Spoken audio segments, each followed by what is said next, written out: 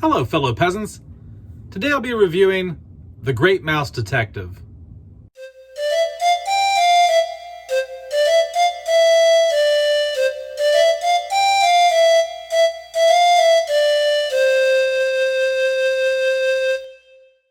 Alright guys, so I just got done watching The Great Mouse Detective. This came out in 1986. It's a Disney film. What is it about? Basically, this little girl, her dad is a toy maker. He gets kidnapped by this bat. Bat breaks into their toy shop one night and kidnaps him. And so she's looking for help.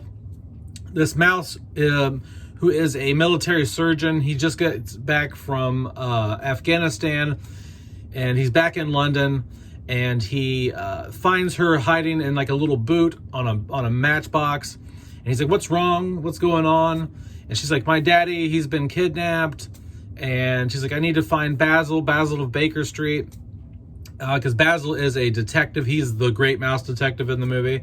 He's the Sherlock Holmes of mice. Keep in mind, this takes place in London in the late 1800s, but everything in this movie is done on like a smaller scale. It takes place in the mouse world within London. And so they go to find Basil of Baker Street. At first, he's not interested in helping the little girl find her father until she says that he was taken by a bat. And then Basil's like, "You're taken by a bat, you say?" And because he knows that the bat is Ratigan's, is one of Ratigan's main henchmen. And Ratigan is the bad guy in the film. He's a giant rat. He's a big rat that hangs out with these mice. He has mice for henchmen. And he doesn't want to believe that he's a rat. He keeps thinking he's a mouse. So anyone who calls him a rat, he gets really mad at.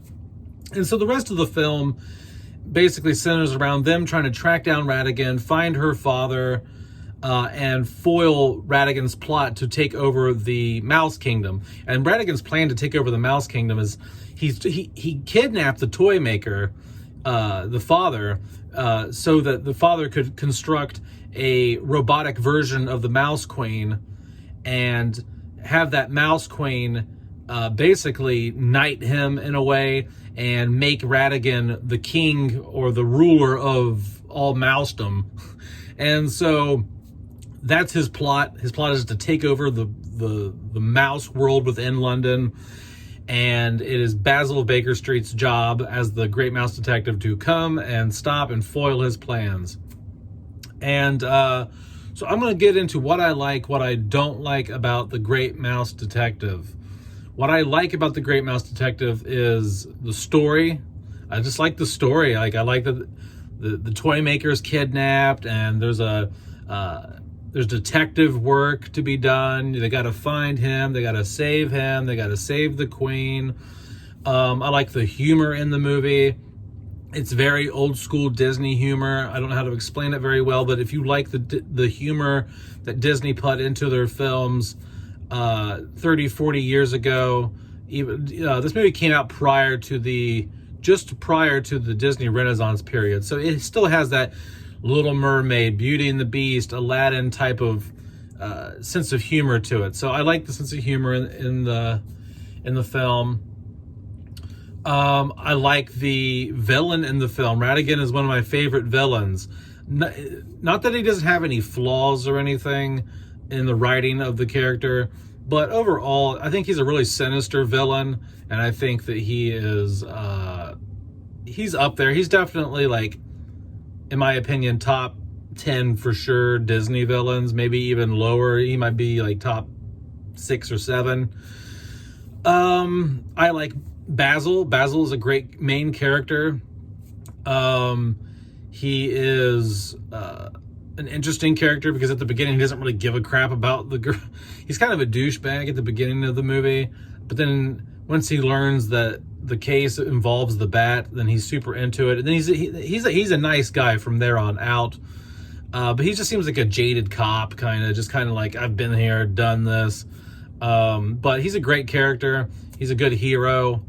Trying to think of what I don't like. I will say this. The animation in this film is hit or miss.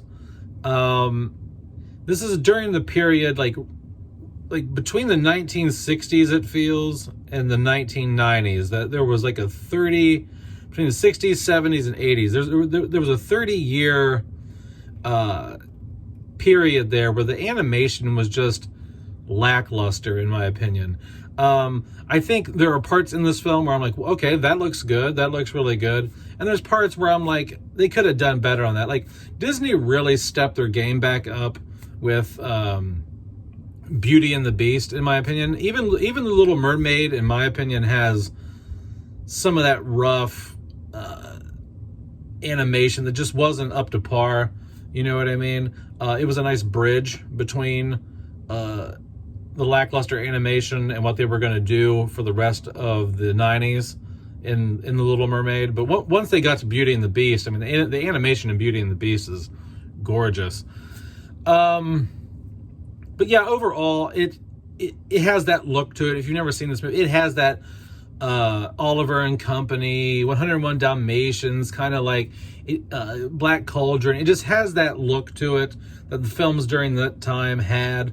It's just not peak Disney animation. But I really love the movie. I think it's fantastic. You guys can probably hear the pipes turning on. I'm down here in the basement doing this review.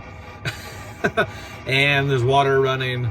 So sorry about that, but that's about it, guys. I'm going to end the review here. Let me know what you think about The Great Mouse Detective. Whether you like it, you love it, you've never seen it.